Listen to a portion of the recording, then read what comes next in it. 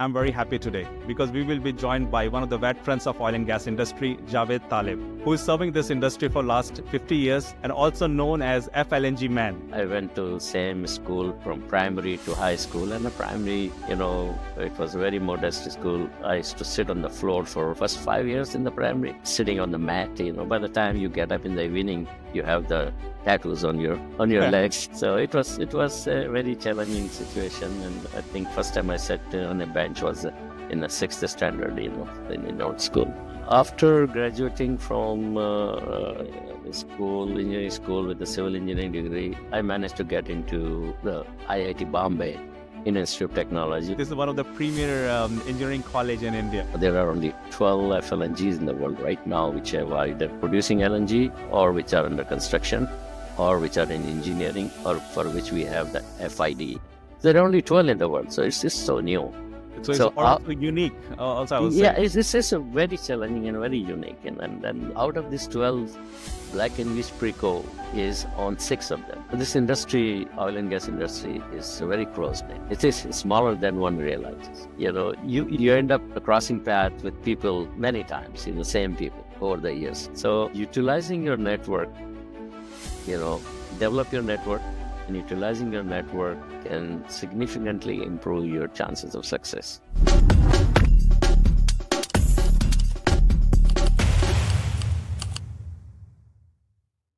This is the Oil and Gas Breaking Bias show, where we are going to invite industry leaders to talk about their journeys and also technologies of tomorrow in an effort to break some of the biases that might have formed around this energy industry. Hello, everyone. I hope you're happy and healthy. I'm Anand Jha, and you are listening to the Oil and Gas Breaking Bias show. This show is about the leaders who have made it big in this industry while breaking some of the biases around them. And I'm very happy today because we will be joined by one of the veterans of oil and gas industry, Javid Talib, who is serving this industry for last 50 years and also known as FLNG man. So we will talk more about his journey. And today, he's the Vice President and Managing Director at Black Veatch, looking after offshore and marine industry business. So with that, let's welcome Javid Talib. Javid, welcome. Thank you, Anand. Appreciate, first of all, thank you for this opportunity on the podcast. And actually, I'm impressed with the great service you started and doing it for the listeners. And I'm glad to be part of this journey. So thank you so much for having me. Thank you so much for joining, because before this recording, we were talking about, there's a lot to learn from you. The 50 years is a long time. Yeah. Yeah, it's very hard to sum 50 years in few minutes, but I'll try my best. And definitely. And I'm looking forward to hear about your story so we can all learn from it. So without any further delay, I will say, please share your journey and also share if some of the biases that you might have experienced and how you came overcome. So we can all learn from it to shape our career and business in this energy industry. Sure. Okay. So as I said, it will be hard to cover everything, but let me start with my education from the schooling, basically. I came from a very small town. I did go to a school where my class was 25 the most, and I went to same school from primary to high school. And the primary, it was a very modest school. I used to sit on the floor for first 5 years in the primary, sitting on the mat. By the time you get up in the evening, you have the tattoos on your legs on the mat. So it was a very challenging situation, and I think first time I sat on a bench was in the sixth standard, in our school. Anyway, so I graduated from high school, from this small high school, in 1967, and then moved to a bigger city called Aurangabad, and where my dad and mom were moved. So I went to school there, engineering school there in Aurangabad, and graduated in civil engineering with a structural dynamics as my concentration on this.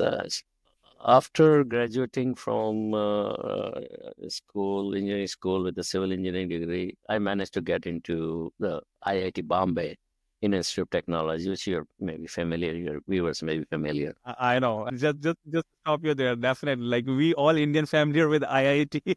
So, like if you don't know, this is one of the premier engineering college in Yes. India. Right. So I managed to get into the IIT for my master's program in structural engineering, and I think I got out of the IIT 1974. And through that, as you know, in our IIT, you have the campus interviews and the campus recruiting by the top, companies who come to the campus. So one of the company, Tara Consulting Engineers, they recruited me and invited me to join their office in Bangalore.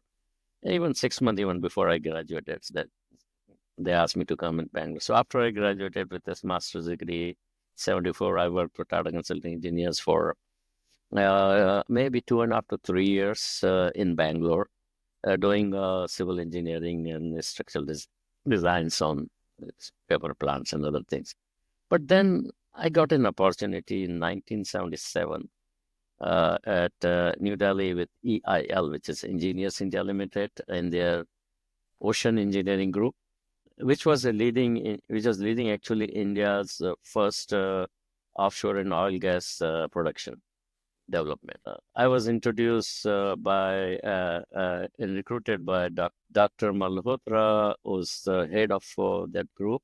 He is a PhD from Berkeley, but he chose to work in India and head this group, this development. And he showed me this exclusive oil and gas offshore work, pioneering team of India offshore development. And I worked there for 5 years. And that was my first exposure to the offshore industry.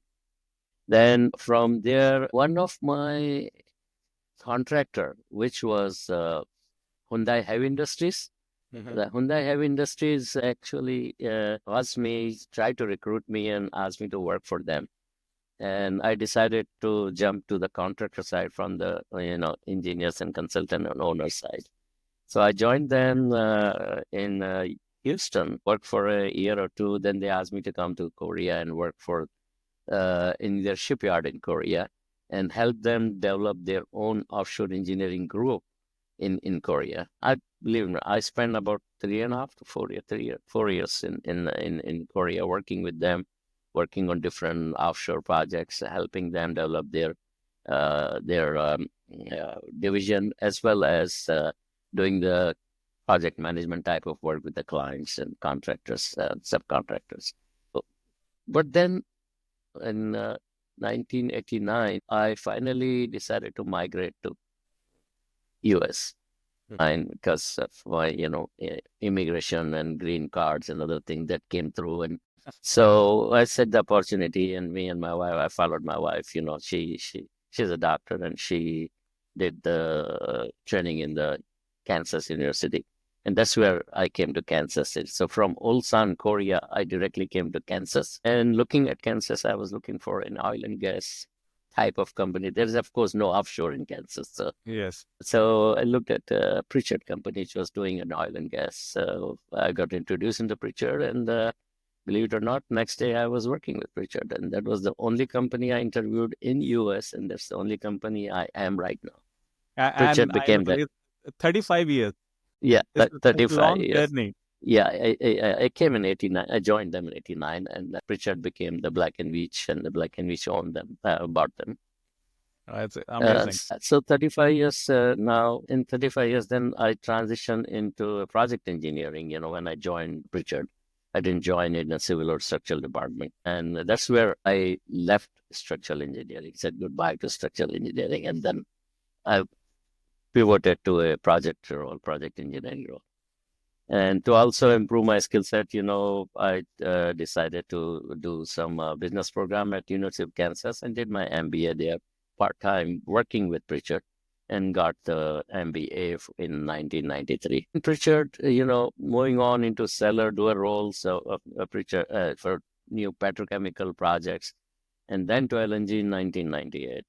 Then executed a small LNG project as an EPC project. That was the first LNG EPC project for Black Veatch. That was Preco. Using Preco technology. Black Veatch owns a technology, liquefaction technology called Preco. And with that technology, that was the first project we did, EPC project. And I got very fascinated with the technology and the LNG business. So I decided to continue working in LNG business, and then looking at scaling up that small scale applications which I did as a project manager. I did that project, very successful project, and then I decided to help scaling up into a mid scale. We call it small scale and mid scale, and the base load. There are three categories. So on the mid scale, I was looking at transferring this small scale to mid scale. The floating LNG business was just coming up, bloom started. First was the Petronas or Shell Prelude FLNG, and then the Flex LNG was actually the pioneer first. Tried to do FLNG. They didn't go far enough, but they started the FLNG. So when they were looking at FLNG and I was looking at upscaling, and I saw the perfect fit of mid-scale to the floating LNG business, LNG configuration. So I said, this is a nice match. So instead of doing an onshore mid-scale development, I tried to move into directly put it on the floaters, floating LNG. So at that point, I had to do a lot of convincing internally as well as externally. There's always a fight. But sitting in Kansas talking about offshore floating LNG, Definitely. It's something totally new, but we were able to convince, I had a team working with me, we were able to convince our management to allow us to go ahead and offer Preco technology for floating LNG applications, and we did that one.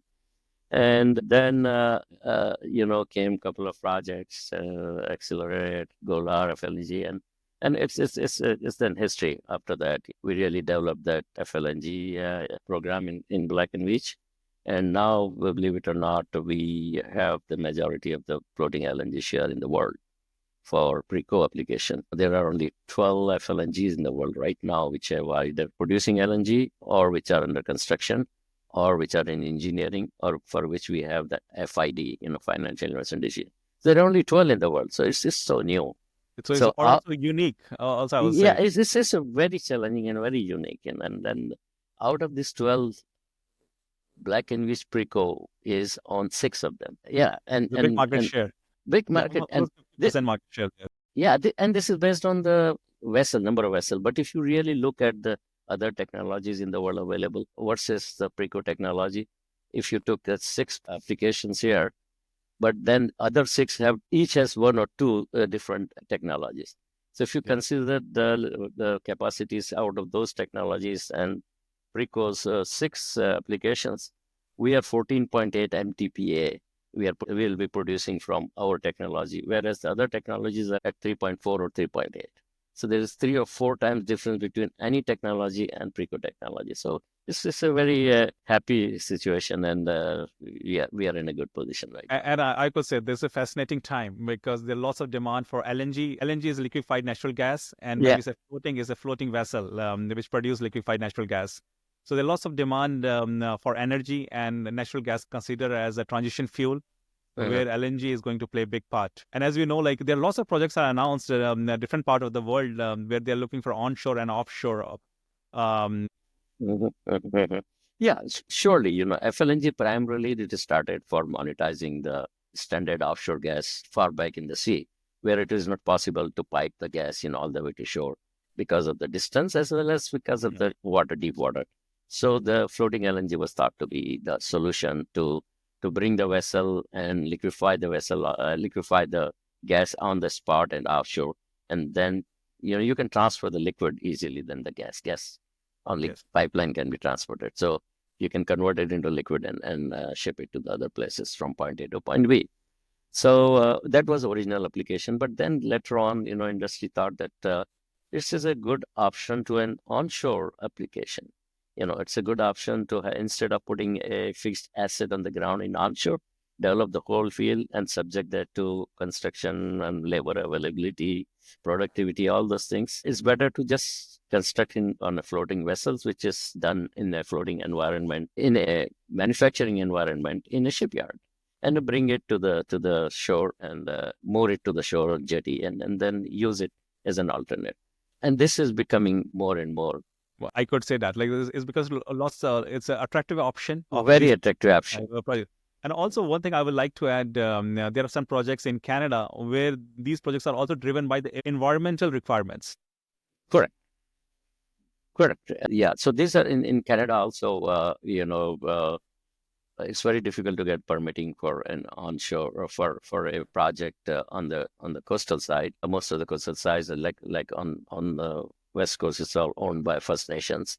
And then if you have to think of putting an onshore plant, there are a lot of resistance on disturbing the ground and as you said, environmental issues. So they are very attracted with the floating LNG because then the disturbance on the ground is much less. Yes. And they're opting to that one. And there are one or two projects. So the Cedar LNG, we are doing it. Then Yes. there's Western LNG, which is coming up. So all these projects are going to be floating LNG. That's amazing time. The energy industry it's bringing new ideas, new innovations, and that's Yes. what I discuss in most of our interview.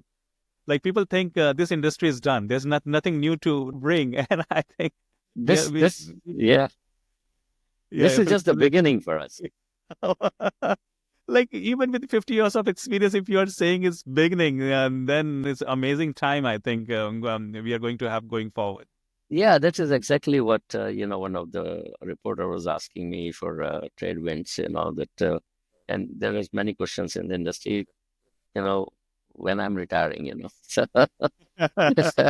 I think that article was published here, and it really responded to the questions why I'm still interested because it is so fascinating, so new. And every And time it brings new challenge. exactly, so why should I just walk away from this? Amazing. I will come back to your journey Uh-huh, in a minute, but let's talk about this industry transition because you uh-huh, already said that there are lots of things are happening in this industry. uh-huh. What are the key changes do you see today, and where this industry is moving towards? Yeah, there have been a lot of ups and downs over decades, in oil and gas industry. I talk in decades, okay? Yes. And lately, while there is a need to protect the environment, Yes. that took place the front seat for some time, and resulting in a perceived notion that oil and gas is going to go away, Yes. and it will be replaced by renewables. And we are listening this thing from last many years. Like I don't know how many Exactly. Yeah. decades. And not even that, there's a perceived notion that it will be replaced. And not even that, many service providers and companies have deviated away and stopped participating in oil industry. Mm-hmm. And many services have been stopped. And then you will also be surprised that even some of the companies have changed their names and added energies instead of oil and gas. That's a new trend in the That's market. a new trend, just to be politically correct or You're to right. give an image that we are environmental Yes. conscious and we are serving that. But to me, I mean, the oil may decline, but the gas, there is a nexus between natural gas and renewables.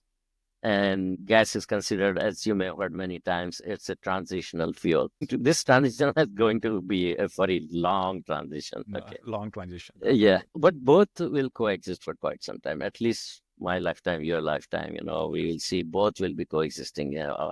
Natural gas is not going to go away. No, definitely, definitely, and that's bringing new opportunities for someone. Exactly. So this transition is helping, providing opportunities for innovations and professional growth for many people. Uh-huh. Definitely, and so if somebody is listening, this is the key here. This industry is not going anywhere. If you are in the industry, you continue now because this industry has a lot to offer.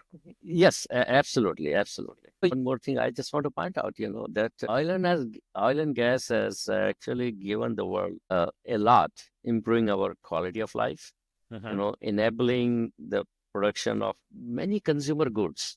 Yes, You can imagine, everything is coming from, oil and gas oil and gas. background. Yes, Yeah. So transportation, everything, they're all intertwined into the aspects of our daily lives. definitely. And sometimes we don't even think that the things that we are using on day-to-day basis is Yeah. based on oil and gas only. Yeah, and it will continue. You can't, unless people start throwing away everything and adopt totally new things, that may not be in near future. That's not possible. Yeah.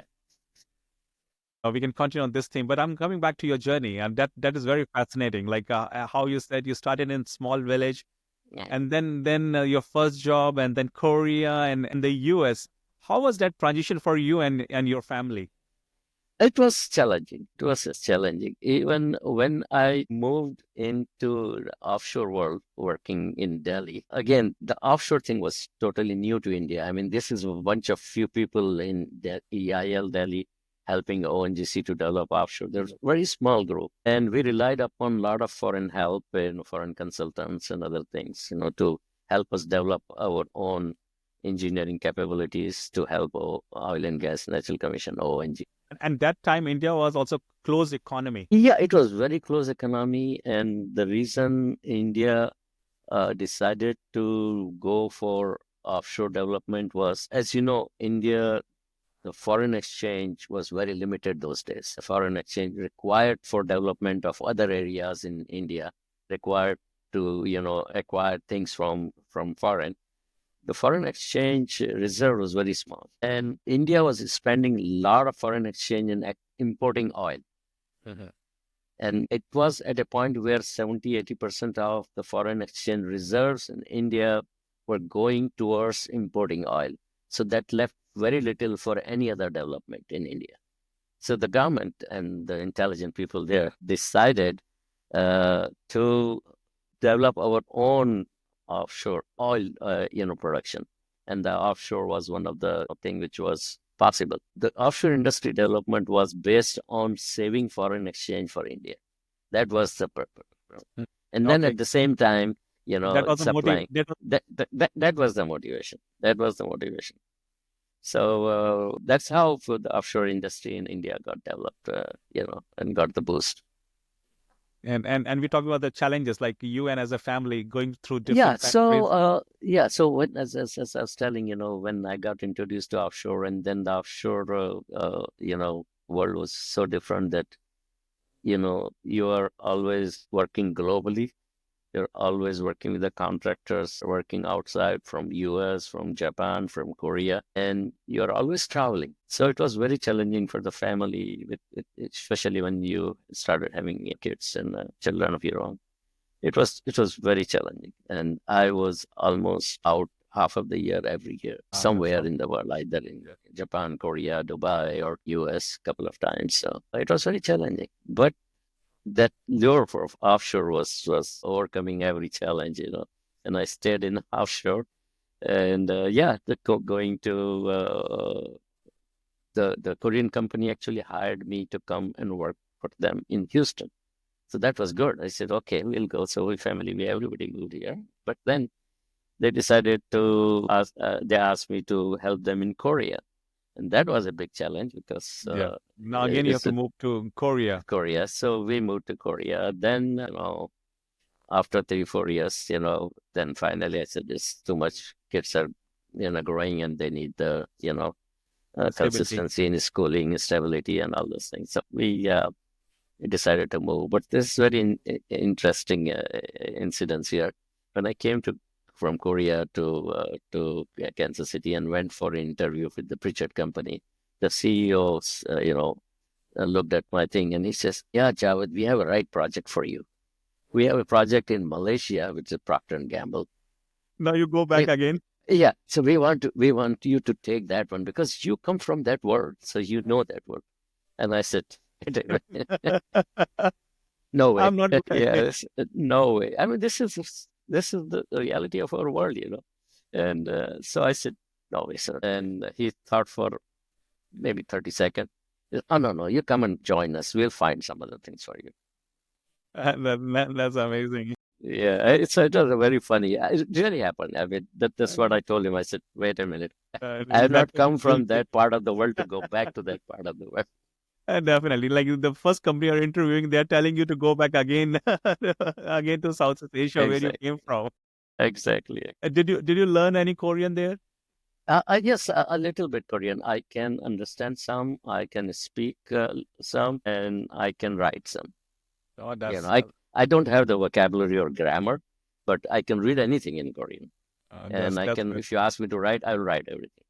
But don't have I didn't have a structured way of learning. That's my regret. But that's the beauty of global roles that can take a toll on you. But on the other side, you learn about lots of Oh, cultures, oh people, yeah. language, food, Mhm. and that all help you to grow as a professional and also as a person. Yeah, and Any point of view on that one, Javed? I will definitely advise every, professional to seek an opportunity overseas.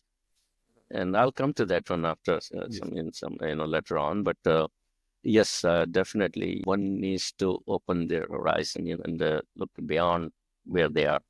Makes sense. And yeah, No, no, that's good. So now you already had a very interesting journey. We already talked about. But if you are given opportunity to relive your journey or rewrite your own story, what that would be? come on. I have made three big changes in my career already. You know, you know, from graduating as a civil engineer, moving to the structural engineering world of offshore industry, then changing everything to floating LNG and offshore. And now I'm selling technology and I'm promoting, totally different thing, far cry from civil engineering. So I have pivoted so many times in the life that I don't know if I can make any more changes, But but my advice is again, I mean, you should be ready to make it to pivot. Makes sense. And one thing you already highlighted, like you started somewhere, like as civil engineering, but over the journey, you have changed your role, you have changed your scope, you have changed your work. Uh-huh. And sometimes we all have a fear, like we are always in a comfort zone and we don't want to come out of that comfort zone. Have you faced that kind of feeling or the bias about yourself? Yes, absolutely, absolutely. And I was fortunate enough to have the courage to get out of my comfort zone and try different things. It's a cliche that you need to get out of your comfort zone if you Yes. and challenge yourself if you really want to learn It's something. easy to say, but it's hard to done. This is hard to do that, but you can do it. You can do it if the only thing is that you have to work hard. The problem sometimes is that people expect instant gratification, instant rewards. You work hard today and you expect that the rewards will be tomorrow. Tomorrow, yes. It's not like that. You have to have patience. You have to just continue working hard. And as I said to you and my children, hard work always pays. It's just a Yes. matter of time. Exactly. Even my children, as soon as I told them so many times that as soon as I start my mouth and saying hard work, yeah, daddy, hard work always pays, and it's a matter of time. I mean, they complete my sentence. It's to that extent, that's But that never changes. Like hard work, we all learned about it. Hard work definitely pays in the long run. yeah, Yeah. and also somebody said, and I had written down some of the course, and I don't know where I read this one, but it said that focusing. I can read that one somewhere. I have written that focusing on the negative aspects of your job can be draining and impact your overall productivity and sense of self-worth. So Yes. instead of complaining or dwelling on the situation, it is important to take steps towards finding a new opportunity that aligns with your career goals and with your values. I So fully be agree. ready for that. I fully agree. I fully agree. And we discussed about this topic in one of our previous episodes. Hmm. Yes, it's good to be inspired, like, if you want to grow in your career, if you want to do anything different. But it doesn't mean you have to stop doing what you are doing today. Yeah, like that's the mistake. Like sometimes we make because we go in that kind of zone. Like, okay, I'm looking for something and nothing is happening. We drop all the tools and we try to disconnect from the work. But it goes other way around because if you Yeah. do your job perfectly, if you do with more motivation, that Hmm. will help you to grow as a person, and that will open new opportunities for you. Exactly, exactly. And there will be disruptions, there will be distractions, disruptions, but you have to take that as an opportunity, as Yes, not a problem. not a problem. Don't go in that victim Yeah, mode. exactly. Take that opportunity and deal with it. And Well, that's what we are doing it in our world also in the professional, you know, any project, any challenges comes, technical challenges come, you take the challenge and you solve the problem. You don't want to run away from those challenges. definitely. And on this thing, how's your life with your grandchildren now? So we're talking about kids. Yeah. I have 4 grandchildren, 8, 7, and 2 and 2 months. So, and they're all in New York, and that's why you'll find me in New York more often. But yeah, You were there recently, I think, a few weeks ago when we connected. Yeah. yeah, I was in New York. I go almost every month there. It's fun at times, looking at my career and the time spent in the industry. Sometimes I feel like what I'm doing, I should be with my grandkids. But considering what I'm doing, in the industry, and there's a lot more to do, I feel that if I am able to contribute to the industry, even now, I should continue.